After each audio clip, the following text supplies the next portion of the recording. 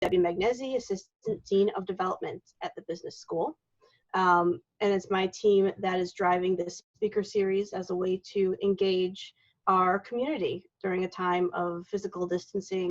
We want to be bringing you value, bringing you thought leadership, and giving you a sense of community during these times. So thank you so much for joining us. A few logistics. If you could please turn off your video. We will be recording the session, and that would be really helpful to us if you turned off the video, and I believe we will be responsible for muting your microphones. As the talk goes on, I encourage you to write your questions into the chat, and after our speakers have had their conversation, we will most definitely get your questions answered from them. So thanks again for being here, and Emery. Okay, thanks, Debbie. Hello, everyone, and welcome to Unleash the Potential of Your Teams, Building and Sustaining Teams in These Times, part of the D'Amore-McKim School of Business COVID-19 Resilience Talks. I'm Emery Trahan, the Senior Associate Dean of Faculty and Research and a Professor of Finance in the D'Amore-McKim School of Business, and I'm very pleased to kick off this afternoon's talk. First, a little bit about this event and the Resilience Talk series. In an effort to bring our community together during this uncertain time, we are hosting virtual events with faculty experts and alumni thought leaders around specific COVID-19 crisis-related topics. We hope to bring value to you, our community, by providing access to a forum where we can all share ideas and learn about the experiences of others. And we want to provide an opportunity to continue your lifelong learning. These sessions are not simply prepackaged offerings, but rather a platform for unscripted and interactive conversations by D'Amore-McKim for D'Amore-McKim community. We're pleased to have with us today Professor Marc Meyer and Steve Deasy, head of cloud engineering at Atlassian and a D'Amore-McKim high-tech MBA alum from 2007. Let me say a little bit more about Marc, and Marc, I'll let you provide more details about Steve's impressive background. Professor Marc Meyer is the Robert Shillman Professor of Entrepreneurship and Matthews Distinguished Professor in the D'Amore-McKim School of Business. He is co-director of Northeastern University's Center for Entrepreneurship Education, and over many years, Marc has been a key driver of the university's entrepreneurial ecosystem and our prominence in this space. He is the founder of the Entrepreneurship and Innovation Group in D'Amore-McKim. Marc is also widely published in the field of product, service, and business model innovation, and is a recognized global leader in this field. He's also a recognized leader in the developing new methods of teaching entrepreneurship in the US and abroad. And I could go on and on about Marc, but there are too many awards and accolades to mention. But I've had the privilege of working with Marc for many years, and can tell you from experience that he's one of the smartest and hardest working people I know, and he's also just a genuine great colleague to have. So I'm looking forward to the session. Pleased to welcome Professor Marc Meyer, and Marc, I'll hand it over to you to start us out. Thank you. Well, Emery, I'm actually speechless. That's a very kind words that you said about me. About 3/4 of it is true, everybody, but thank you so very much. And before we get on today, my mind is really, I'm in Seoul right now. I'm actually in my little condo with my wife here, and you might not be able to tell, but I'm actually sitting, we don't have chairs in some places in Korea, so I'm sitting in our little study room on a nice heated mat, and it's very peaceful here.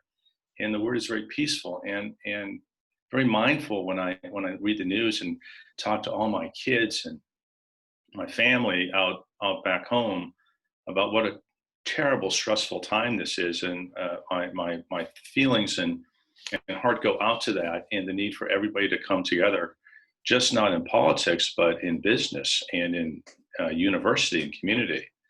And so those are my most important thoughts today, and I just want to share those with you briefly. But it's also a great segue into our conversation today. And this is really intended to be a conversation. It's about how to sustain just not work productivity, but basically a cultural community inside a company when people haven't been at work in many months, They've been working remotely. That they have uncertainty in their own minds. Maybe it's not about the status of their company per se, but it may be about their own role within that company. And yet work proceeds forward. So I thought that I would invite one of my former students, Steve Deasy, and Steve is on my screen. You can wave your hand, Steve, on the hello, and he's calling in from sunny California. And I first met Steve many years ago. Steve, how long ago was that? Probably like when you were 2005, I would imagine. 2004, 2005. 2005. Not that Yeah. bad. So anyhow, he was an MBA student. We had an on-the-ground high-tech MBA program out at EMC, and there's some people on the phone here on the call today who are also part of that program. And Steve was in IT. He was working on a really interesting project for the innovation class, which was to create a remote service, almost like a demon or daemon, we would call it, that would go out and crawl across the computers and diagnose any problems that are happening on large storage systems and then engage the call center service. It was a really interesting platform project.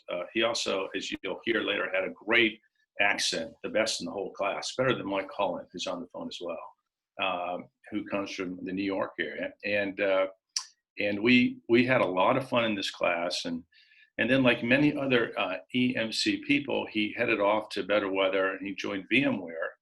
And he rose there to be a senior director of R&D, of just a really gifted software designer and developer, becoming a manager and then becoming an R&D executive, involved in strategy and product management, as well as managing software development. From EMC, he took an interesting pathway to become head of development at Groupon, which is obviously a really interesting company, a completely different business model. Couldn't be more different than EMC and VMware. And I'm sure he'll tell us stories about that as well. Great change. And then from that, he went back to Altassian. Altassian is approaching 1.5 billion. It's a publicly traded company. You can look up their stock price when or after we're done. And it's just been a juggernaut. And they're a company for the times. It really specializes in groupware, group collaboration. Everybody knows them for their product called Jira, which is the leading project management software out there for people doing heavy intensive work. They also have a very nifty product for knowledge management across virtual teams called Confluence, which is really interesting. And then they have a lightweight, incredibly useful product called Trello that many people are using, including some of us at the university. So they have a range of products. They keep on growing, but he manages over 2,000 people. They're under his, he manages the people who manage them. But he's responsible for 2,000 souls, which is about half the people inside of Altassian. It's a totally global company.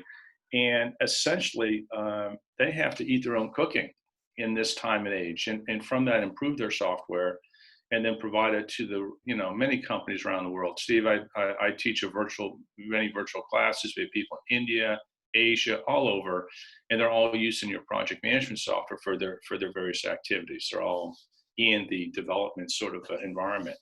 So that is what he does. He has just a broad scope of responsibility, a nice family, done really well for himself, also very much involved in entrepreneurship, and is just a really welcome person back to the Northeastern community. And I just want to say very quickly, you're all welcome back to the community to re-engage with us, because we at the university in our entrepreneurship and you sending us great students, we need you folks more than ever. These are the times where we warmly embrace you and can use your help and support and good people that you want to send to us to get what you got when you were students. So that is my intro to Steve. I got it pretty right there, Steve. He is from Ireland. I really enjoyed meeting his dad at graduation. Just a wonderful guy, wonderful family. I still remember him, and who lives in Ireland and is involved in the government and real estate over there. And so now we get on with the topics. And I had a whole bunch of formal questions, but I'm going to get off the formal track to start off with and just talk from personal experience. I'm in Seoul. I had a series of meetings all last night I got done by about 1 o'clock in the morning, and here I am here, it's about 7 o'clock. And I don't feel bad for myself because everybody I know is doing exactly the same thing. So the big myth about working at home is that, well, you might have some more flexibility. In some ways, you might think in the beginning that it might be easier. But after 2 or 3 months of this stuff, it's a little bit like you can see burnout happening. Despite you trying to prevent it. So you need a personal strategy to prevent your own personal burnout. But then as a senior executive like Steve, and thinking about corporate policies, and then being associate people in the Valley, Steve, companies in general must be really concerned about burnout from their employees. So my first question is, what are your own what's your life like as an executive responsible for all these people, global operations? How do you prevent burnout on a personal basis? And then what sort of policies are you creating inside your company to help employees be healthy, be productive, be happy in a completely different work environment? Sure. Thanks for the intro, Mark, and the kind words. Yeah, coming into this week, it's I thought we'd be talking about COVID and remote, and obviously with everything else going on, it's very, very sad, and it's important that we keep an eye on that, and that's something we talk about extensively at work as well. The burnout question. I think most people were used to working across time zones and occasionally working from home. And so kind of came into it with this expectation that maybe there was a logistics uplift, like I might need a monitor or a better desk, going from 2 or 3 calls at home to working full time. And that was really the first couple of weeks.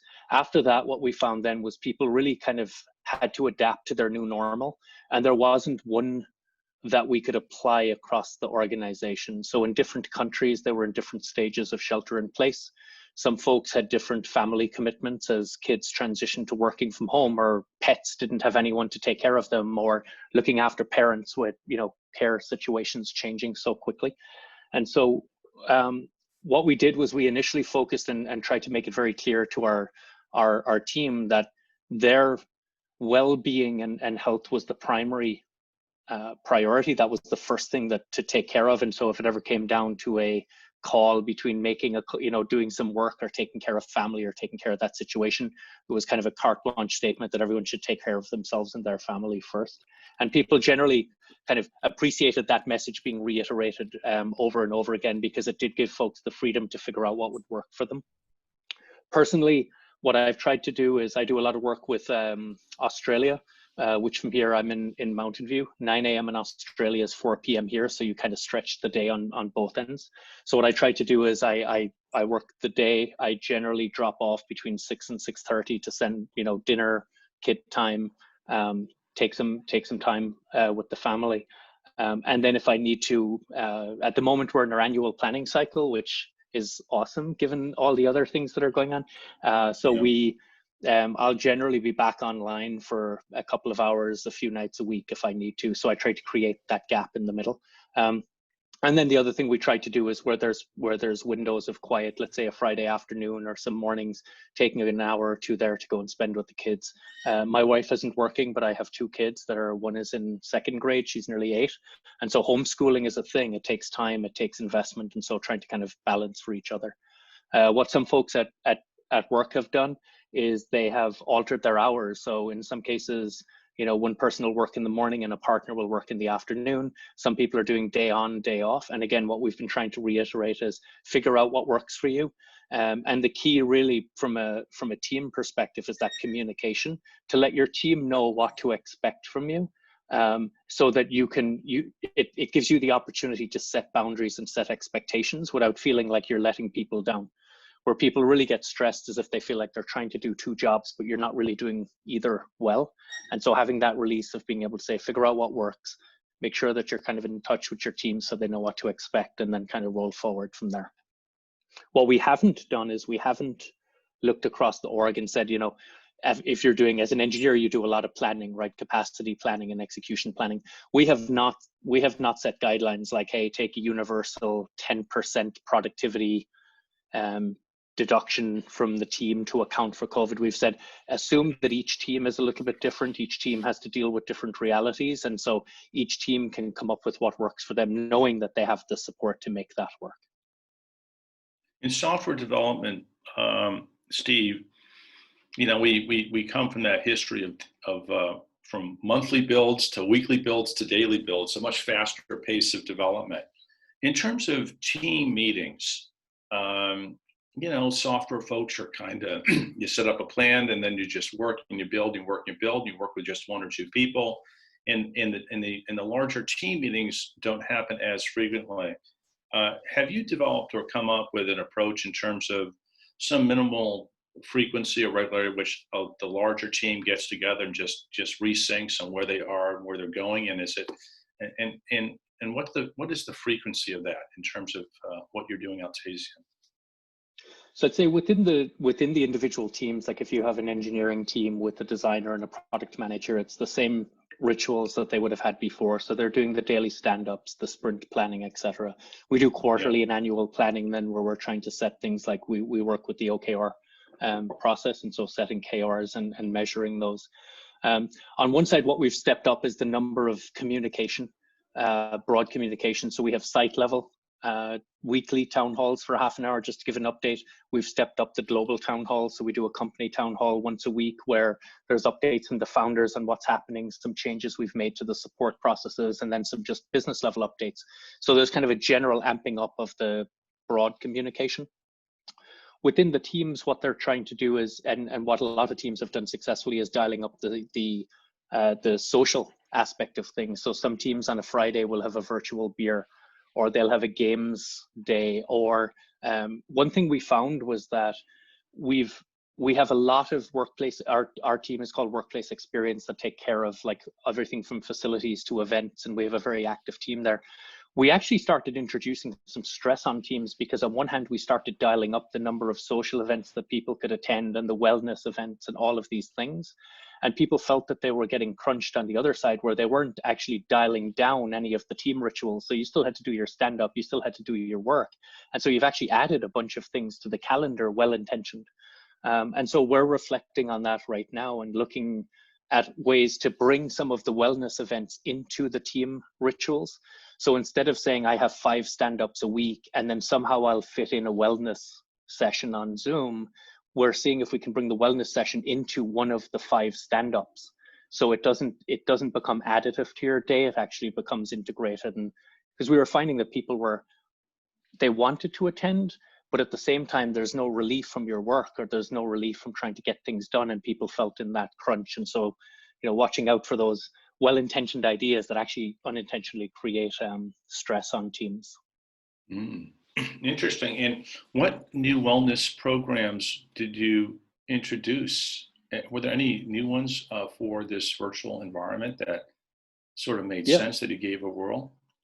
Yeah, we have a few. We have everything from, there's yoga over Zoom. There's there's some meditation sessions. There's some folks that are taking Spanish lessons and learning languages. So we had a really strong investment in those kinds of programs even when we were in the office, and our workplace experience team have done a really wonderful job of taking those remote, and then through Slack channels and through these various town halls, making it very clear that these are still available.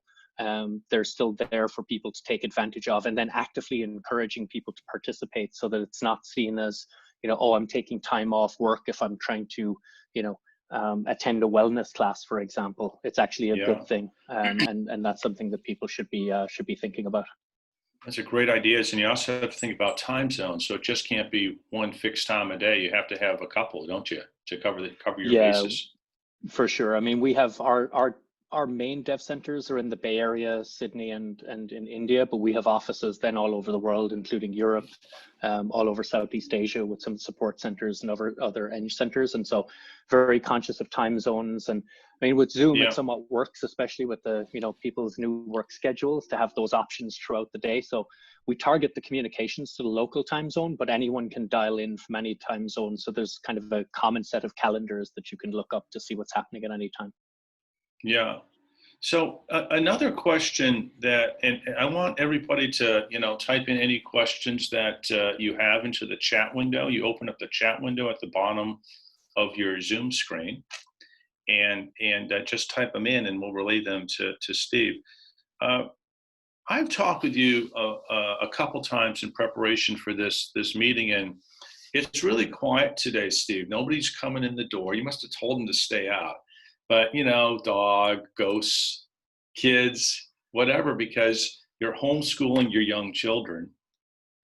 You're responsible for 2,000 people in global operation. You got a really busy job, and that's just part of it. I know you're doing other things as well, and so one of the things that comes up is meeting etiquette. What this new reality is about being on time when something's supposed to start, so people don't have to wait, or what it's like when people walk into a room and to stay on focus and so forth. What has been your experience over the last 3 months with meeting etiquette since the business basically run on virtual platforms here? I think there's two parts. There's just getting work done, and we were fairly heavily Zoom users and Slack channel, like, and our inboxes, our email inboxes are generally just notification channels for Confluence, Zoom, and Slack.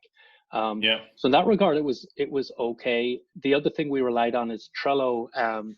Trello has always operated in a remote first way. So we acquired Trello about 3.5 years ago, and since then they've become tightly integrated with Atlassian, both as a team and as a culture. And so we've learned a lot from them. I would say for folks that remember that famous / infamous BBC video where, you know, we've all lived that, where your child comes running in from behind, and it's just the reality now. I think for the folks that I talk with on a regular basis, I know their pets, I know their children. Sometimes they'll just come in and sit there and observe the call, and that's okay, because, you know, people have enough stress without worrying that, you know, you might see Claire come in here and play Lego on the ground behind me, and it's fine. Like, that's just, you know, that's okay. And so giving people that mental relief that it's okay to have that around you. Yes. So on the rest of the etiquette, then I think the thing that we've lost a little bit is those informal conversations, because if I set up a meeting with you, Mark, it's an intentional meeting, right? There's a topic we need to discuss. And so you miss that serendipitous bumping into someone at the coffee station and having a chat. So one of the other things we try to do is drive just these buddy roulette systems. So can you just randomly chat with someone? Or the thing that I've done is at some quiet points, I've reflected on who were the folks around the office that I would bump into fairly regularly and just have a catch up with or coffee with. Even if I didn't have scheduled meetings or bump into them in the day-to-day, and I've had to intentionally go and put on virtual coffees with them for, you know, 1 or 2 a week. And it's just been, it's a good social connection. It's a good outlet. And it's a great, it's not a full replacement, but it is a kind of a water cooler as to what's going on across the rest of the company. It's a great idea. So you'll deliberately pick out 2 or 3 people that you'll try to do that with that won't be part of a normal regular meeting agenda. Exactly. Yes. Yeah. Good idea. The meeting has an agenda. It's hard to, you know, given time and everything, it's hard to deviate into, oh, that's interesting, tell me more about that, because you always get pulled back into the meeting agenda and topics. Yeah. You know, amongst my other former students, people who are a little bit younger than you, that are mid-career professionals inside of big companies that they're now at home, I sense that a lot of them feel disconnected from their companies. I mean, they're doing the work, they're not disconnected from their customers, they're very connected, but from their companies, they're not at that water cooler. They're not hanging around in the lunch cafeteria. They don't know when they will be, actually. And what some of them are feeling is a little bit disconnected from the career path, from promotions, from having that visibility with somebody like you on an informal basis, so that, you know, when the opening comes up in the company, the person is known as an individual, just not as a performer. And that, as you know, makes a big difference in terms of who we promote inside our organizations. Good people as well as good workers. Good people as well as good workers. So you gave us one technique about taking the initiative yourself, but in general, do you have any comments on how to keep the morale, the forward career progress? Because good people, as you know, they always have choices, even in this environment, to go to other places. What do you do as a senior executive to have people feel connected and to make them feel that you're attentive to their career paths and promotions? Sure. I think one thing is just acknowledging that it is different. And so it's not business as usual, and that the folks that are looking at career projections or career trajectories are aware of that. So it makes that growth conversation between an individual and their manager even more important. So we spend a lot of time thinking about growth profiles for different types of roles, engineers at different levels, what are the kinds of expectations and what are the kinds of roles and responsibilities they should be picking up. And then trying to bring it up in those growth conversations. A lot falls on the manager to say, hey, let's have that conversation. It's okay if you have, your average, let's say, grad or someone out of college a year or two, they may not know how to bring that up in a constructive way. And that's really on the manager to make sure that they're having those growth conversations. So something like, hey, once a quarter, just making sure that it's on the calendar as a separate meeting, like a 1 hour growth conversation, because the one-on-one tends to get consumed with project status and logistical updates and not necessarily focused on how somebody is doing. And you always want to think about the promotion as an outcome of a bunch of really good, impactful work that someone has done, rather than the input to a conversation of give me a checklist that results in me getting promoted. So having that conversation with an individual and saying, hey, what are you working on? What's the impact? That's great. How can I connect you with others? How can I elevate the awareness of that work to people who will see it in a demo or go in front of a brown bag or something, is very, very helpful.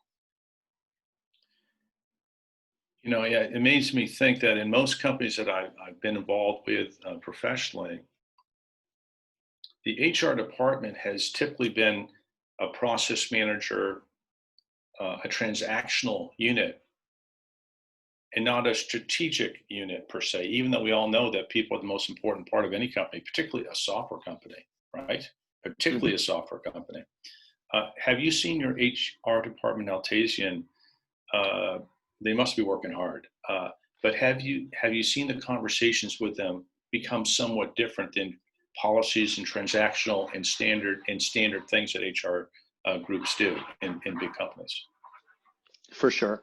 There's a whole focus on the reality of work, the pressures people are under, the ability. We're running a week this week called Resiliency Week, where we're bringing in a lot of external speakers to help with things like work-life balance. And if you're caregiving, how do you integrate that to your work plan and things like that? So our HR team have just done an amazing job of kind of really bringing together all of these resources to share and put them in front of folks to consume. And prior to this, we did have, I think of, it's been a while since I wrote code in production. And so a lot of what I'm doing is working with leaders around how can we make sure our teams are working on the most things and are the right things, they have the right velocity. And we think about things like, if we were able to look at 5 to 10% productivity gains, that's equivalent to hiring hundreds of engineers. So what are the blockers to that? So talking to engineering teams, we have a biannual engagement survey across the company. We look at engineers and we hear feedback as to where the concerns and the impediments are, and then continually looking, is there ways to kind of address that? So one of the things we heard before was that people weren't clear on their growth profiles. This was pre-COVID. And so now we're able to we put that together a few years ago, and kind of it informed a lot of what we did. It informed hiring strategies, promotions, performance reviews, because now you kind of have this normalized playing field that says, okay, if you're at this level as an engineer, here's a set of expectations, and then here's examples of where you are, and here's examples where you can grow, and here's projects that connect to that. So it became a really powerful tool for us to work with the engineering teams. Is a growth profile, Steve, is it done individually as well as sort of like templated by role, like up the engineering ladder or into product management or into sales? Is it at that level? It's part of personal planning in your company. Yeah, so it's both. So we defined the profile generically. So for example, if you're a senior engineer, we have a number of things that you could do, be it, mentoring junior engineers, providing task breakdowns, owning projects. So there's a list of things that someone at that level should be doing. And then the manager can take that and sit down with a specific engineer and say, look, here's the areas where I think you're doing great, so let's do more of that. Here's the areas where maybe you haven't had exposure, you don't have experience, an area of improvement. And then that becomes the personal growth profile for that individual off the standard set that everybody uses. We have those right now for engineering, for product management, for design.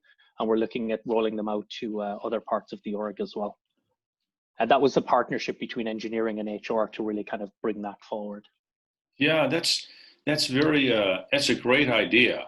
From many of these ideas, there's a reason why Altassian, there's a lot of stuff behind the good software. It's a good market focus. It's the perfect set of software for the times. It's better to be lucky than good, right, Steve? But it's also good to be good. And behind that are people. And you have a lot of best practices inside your company. Do you have a blog, or for people in other companies? There's a lot to learn from your company. Do you have a resource page? I'm sure you do. It's probably run right under Confluence, someplace exposed to the public on some of these approaches to managing people and teams. That's not the software, the practices around the software. Yeah, for sure. So we have a couple of blogs or things I would point to. So one I just posted in the Slack channel. This is one of our latest blogs around how you're managing remote teams, particularly now with some very concrete things that you and your team can do to kind of stay connected, stay productive. And from there, you can get back to the team, to all the team blogs and work-life things we have. Two other things I would call out. If you do and I'll pull it up in a second, there's a thing we call the Atlassian playbooks. And these are things that are free on our website. You don't even have to be an Atlassian customer to take advantage of these. But here we provide tools and techniques to help you kind of diagnose the health of your team, diagnose what's going well.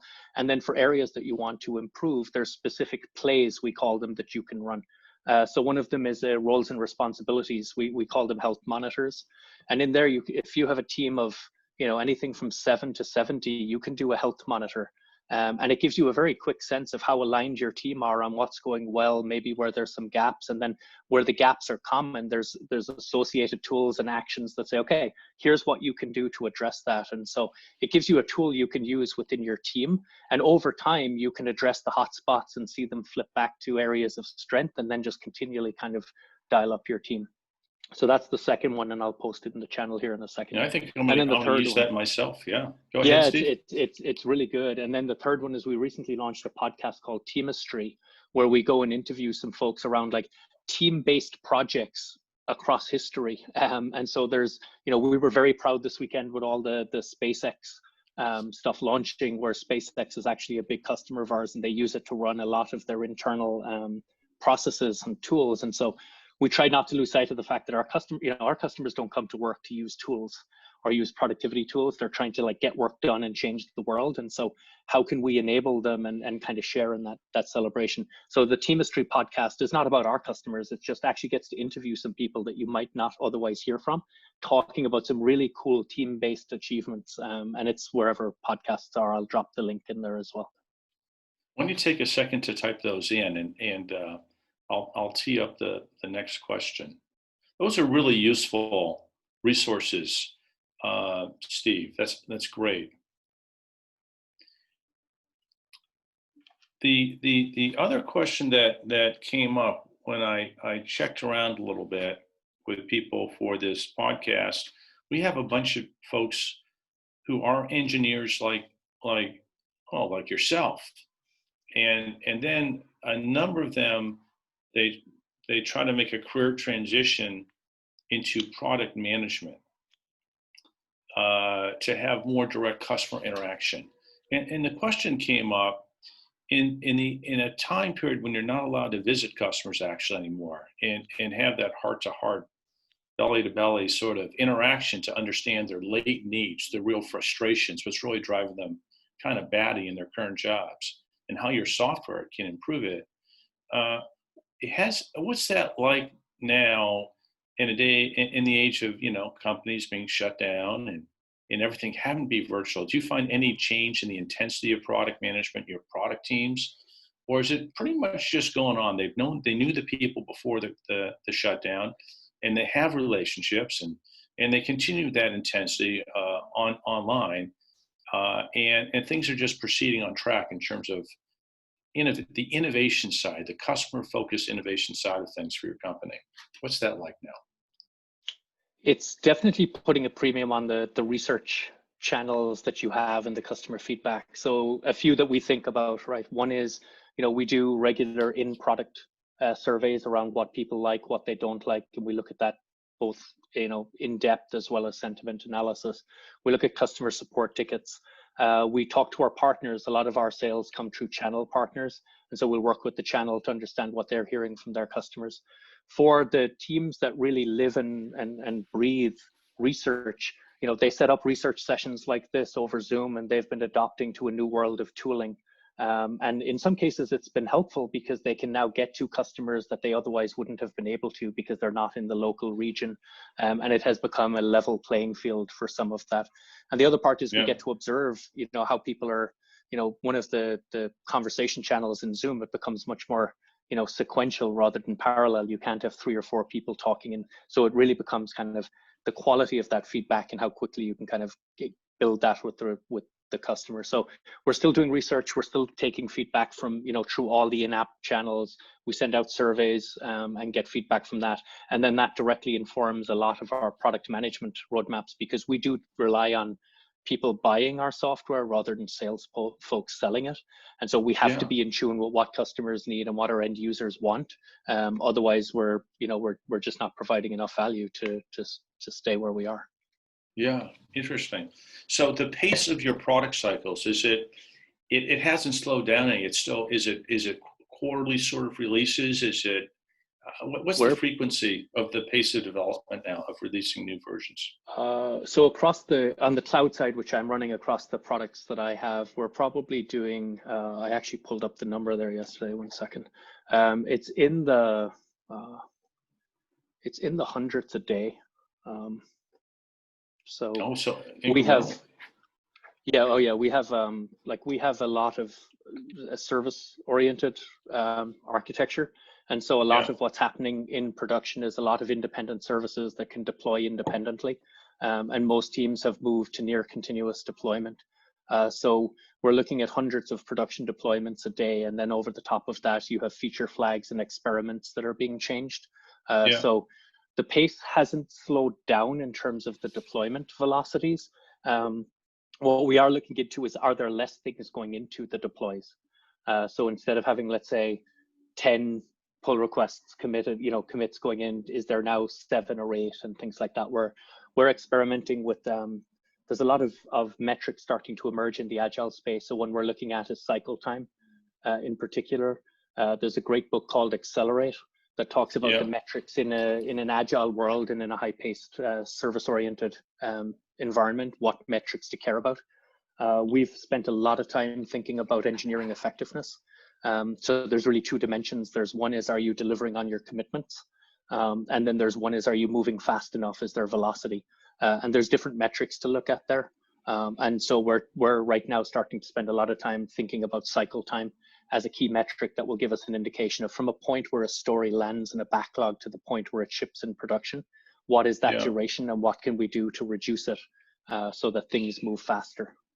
Yeah, what Stephen described as a classic lean agile development environment, as opposed to where you would write a full spec and work on it and then release it on a quarterly basis. It's very much of an incremental lean user story-based development methodology. Now, I'm seeing some questions coming up, and I want to be mindful for the time. So, Steve, we have some questions. Since Emery said such nice things about me, I'm going to take his question first, and you can see it. So it is the question that people are asking: what have we learned from this experience, and what are some of the good things we're going to take away from it and continue forward even when the country fully opens up again and we have a vaccine and so forth? Sure. So I think we don't think of the way people are working now as any way normal. I think there was a Canadian government memo that was doing the rounds on LinkedIn and other places, and the first point was, don't think of yourself as working remotely or working from home. You're trying to work from home in the middle of a global pandemic. And so that's kind of on the more negative side of the current environment. On the positive side, it's a very level playing field. So right now, everyone is working remotely. So the idea that, there's 3 people in a meeting room and 2 people dialed in doesn't happen, right? So it's a great leveler.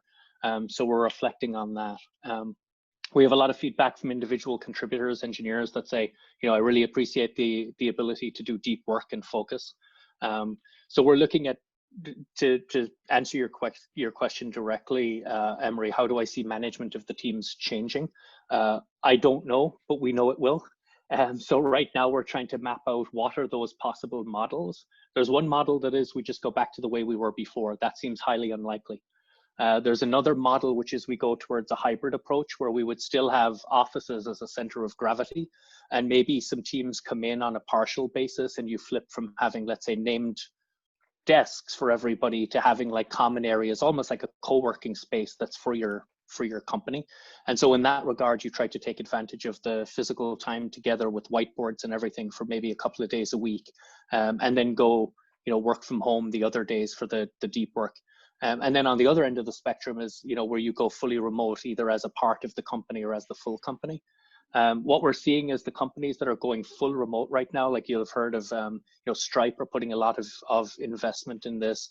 Twitter, there was a lot about what Jack Dorsey was saying recently. Yeah. A lot of those companies are trying to take advantage as well of, talent pools in, less expensive parts of the world, as well as listening to their employees saying that, it's hard to live and I want to be closer to, or I want a different work-life balance. So we don't know which of those paths we're going to take yet, but we're just now starting to kind of map out those options and seeing which combination of those would work for us. And there we're working a lot with our individuals as well. Yeah, Steve, I think that one of the things that the crisis has certainly created is a sense of open-mindedness to new possibilities. Yes. That it doesn't have to be the same old, right? Yeah, yes. People are more flexible now in their thinking. Yeah, and I mean, I think it creates great opportunities for tapping talent pools, for accommodating. Like, for example, I moved from Ireland to Boston, and then here we have a lot of people in Sydney that moved from Europe. And a lot of the pandemic, if you weren't kind of conscious of being far away from family before, this certainly puts it in focus. On the flip side, now you're starting to see more debate about things like remuneration and compensation, right? So are you paying someone for a job localized to the cost of living where they are, or does that not apply? And there's kind of a lot of debate happening there, and pros and cons on both sides. And again, that's kind of feeding into some of our conversations. Interesting. And how do you just speaking from one of my constituencies, all these seniors who've just graduated, mm-hmm. that are now out trying to find jobs, in this age where they can't visit a company, what measures has Altassian taken to approach its recruiting process? I'm sure you have 10 candidates for every slot. It's such a great company, very attractive. But even then, it's just not finding the people, but it's training them. It's giving them a great manager for those first critical 6 to 12 months. You had this experience. That whole yes. process of onboarding somebody must be very different now. It really is. Yeah, and it's different based on the level. So, for example, we just started all our interns this week, and we had a debate about whether we should proceed with interns or not. You've got 10 to 12 weeks of an intern, and a pretty heavy investment in starting them up and getting them productive. And then we have our grads starting in July, but we're very committed to that cohort, both the interns and the grads. And so again, we put together specific training for managers to say, look, here's what you need to do differently. Like, you need more explicit mentorship. You need to be much more engaged on a day-to-day basis with your more junior engineers. And for your more senior engineers, make sure that they're not spinning their wheels waiting for, accounts, learning, knowledge. And so just being much more explicit and higher bandwidth communication with the individuals to say, this is happening. And then again, there's a strong, it has calmed down now a little bit, but like IT departments were under a lot of pressure. Just supply chains were thin for laptops, and so what does that mean for your security posture and onboarding people? And so there's all of these things coming up that you can't have a policy for everything. You really just need to have the right sets of folks moving quickly. So we had, for example, people that were scheduled to start in a location, and then they couldn't relocate to that location because of shutdown.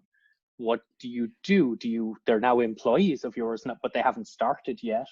Like, those kinds of situations come up, and you really just need to be, humane in how you approach them, and try to represent your company as people, as you would like for yourself. Yeah. Debbie, do you want to perhaps, rather than just read, we have a whole bunch of questions, Steve.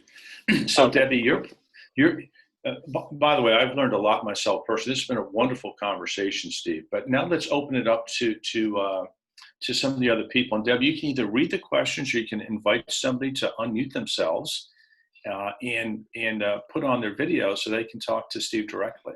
I think we have about 10 minutes for Q&A. Great. Well, so I've been getting some questions directly, and a lot of them are asking something similar, which is if you are not necessarily at the executive level in your company, if you're more junior, how do you recommend standing out during these times of working remote as a team member and to the leader of your team? So I think there's two angles to that come to mind. I think one is that impact side again, being able to articulate the things that you are delivering in your one-on-ones and in those conversations. And it doesn't have to be, holding something up and saying, look what I did, as much as connecting to, hey, our strategy is this.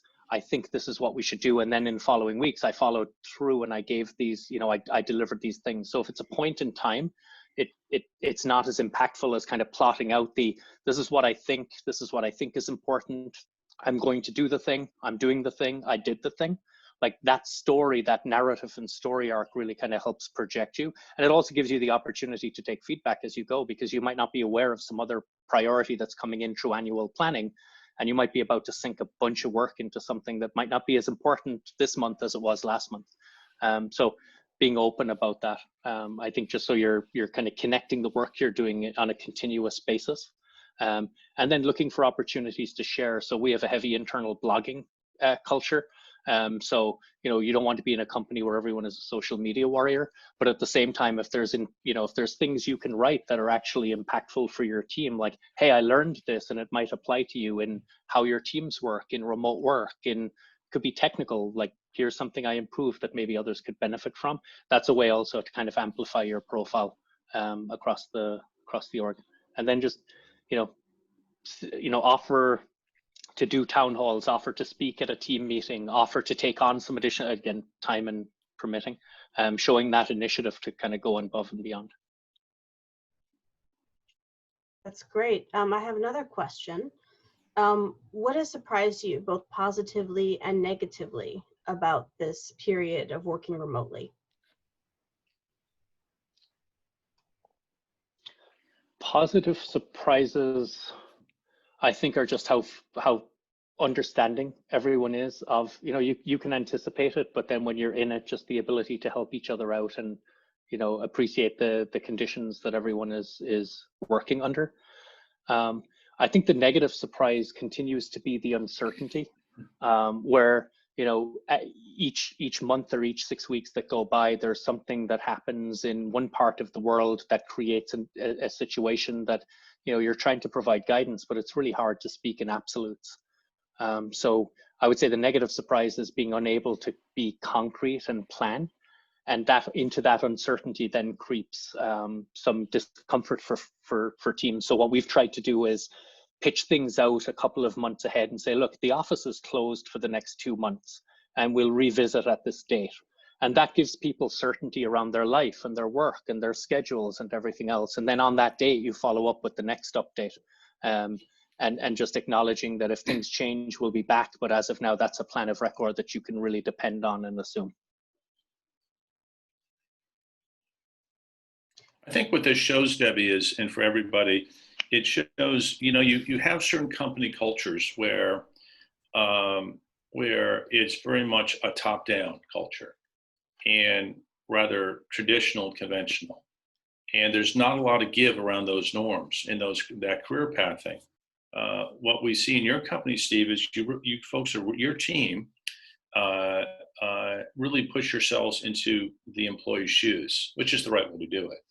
And then think about how to adjust different policies from that perspective. Many things you've talked about show that sort of like design perspective. What are they thinking? What are they going through? And then how can we make this a good place for them just not to be, but to be really productive and to have a career with us, given the investment we make in them? That's what That's my big takeaway from what you're talking about. And I'm sure, like Mike Cullen on the phone, he works with executives around the world. There's those companies that are not as fortunate as you to be in a high growth area. I mean, it's better to be lucky than good sometimes, and your software is perfect for the times. It really is. But there's other industries which are looking at precipitous drop in revenue, that they're worried about survival, not growth. And they're looking at about layoffs and terminations. It's so difficult for most companies out there. So, and even then, it's so important to keep the good people. But this is a rather special situation. Yeah, I mean, I was at EMC from 99 to 2009. So I was there for, the downturn, the dot-com burst, all the layoffs we went through and everything that had to go. And I actually, recently I've been reflecting a lot on, and you mentioned Mike Cullen earlier and being connected to Joe Tucci. I remember Tucci's leadership at that time was, I think, exemplary, super clear on the focus. There's a famous, it's called the Stockdale paradox. If you have it, so Jim Stockdale was in the army in Vietnam and was a prisoner of war, and had this perspective that you have to have this unwavering faith that you will come true, but not this blind optimism that will get you killed. And so that perspective, I reflected a lot on that during EMC back in those 2002, 2003. I mean, it was tough. But you had a leadership that stood up and said, this is tough and we are going to have to make some very unpleasant decisions, but we are doing this. So when we inevitably come out the other side, we will be leaner and faster. And we will take care of our team. And I remember that the empathy with which the individuals were dealt with and the focus with which the business was run. And that's something that happened again during the financial crisis in 2007, 2008. Probably to a lesser degree at EMC by then, but like same deal, companies shutting down and just massive uncertainty, and having leadership that can stand up and say, yeah, it's going to be tough, and here's the decisions we're going to make and why. And then bringing people along, knowing that the goal is to get out the other side leaner and stronger. I have one more question that was sent to me. That will probably be our last, 4 minutes remaining. What challenges, Steve, are you anticipating in this next phase of people starting to come back? And what are you planning to do to address those challenges? So I think it's going to be there was a period at the start of this where everything was local, and then it just became a global shutdown. And now what we're starting to see is coming out the other side, there's going to be local opening and relaxing again. So trying to kind of manage all of that as we have options to either reopen offices or give people the opportunity to come back in. So I think that will be a challenge, the fear of that second wave. Impacting as we would have to shut down again. And then just from our perspective, again, looking at our customers, looking at our employees, looking at the business, there's still a lot of uncertainty out there. It's hard to see the optimism in like if you were to look at the stock market, for example, the rebound that has happened for the last couple of months is astonishing when you look at the amount of money that governments are pouring into stimulus programs and so on, just to, we're 20% plus or minus unemployed in the US. Like, these are unprecedented numbers.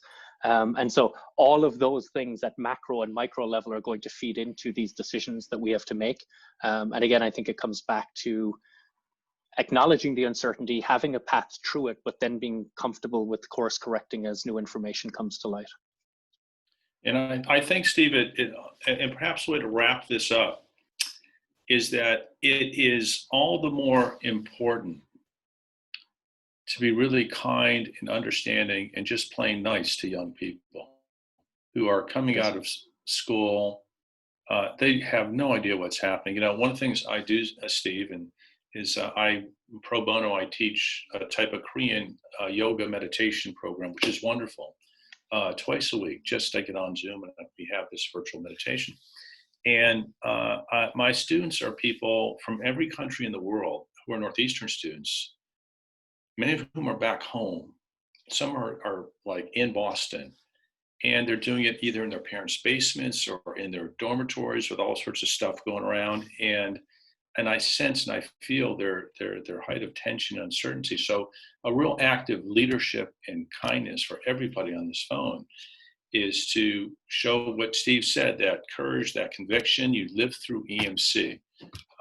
I've lived through things, we all have, to tell these young people, we'll get through this, and we'll have a renewed sense of community and spirit and teamwork from this, and we'll make a better world. But to say that on a personal basis, because they need it right now. Every young person that you know coming out of school or who started work for you, they have great tension inside their hearts and minds, and it's sort of up for us to help them through that on a personal basis. So maybe that is a good way to wrap things up. It's now at the top of the hour. Steve, I know everybody learned a lot. I learned a lot, and from this also, I'm usually just like an innovation guy. I'm not an HR person, but we just had a really deep, intense HR conversation, and anybody who's in the HR end of things, everybody in companies needs you to make people like Steve and I, understand the fuller context of things so that we can be more effective with the people that we work with. So I learned a lot, and that health monitor, I'm going to actually use it. So I'm going to look this up afterwards, Steve, okay? And all the tips about reaching out to people for those virtual coffee hour chats. I'm just going through some of my big takeaways. The personal growth profile, what a great idea. And so much better than just the annual standard, report that people have to do with 360 reviews and all that. How do you really get people thinking out 2 or 3 years ahead for their career path? So I just want to thank you for sharing all these ideas in your own fun storytelling sort of way. And thanks for being involved with us at the university. And I don't know if you have any final comments, but I just want to say thank you so very, very much for your time and for your participation.